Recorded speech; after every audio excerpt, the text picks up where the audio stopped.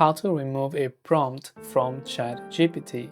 If you wish to remove a prompt from ChatGPT, normally let's say you have a certain, let's say whatever options over here, right? And basically you've given it a certain prompt. So what happens is when you've given a certain prompt over here, what happens is it will follow whatever is written within that particular prompt, right? If you want it to not remember the prompt, normally you cannot just delete individual messages on ChatGPT.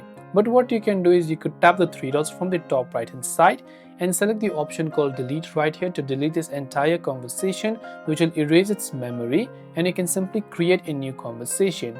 Or within a specific conversation, what you can also do is you can simply go ahead and then ask it to simply forget the prompt and just tell it to forget everything that you have said and just restart from a new chat. That may also help you solve the problem, but a better way I would recommend is to simply start a new chat that you've given to ChatGPT.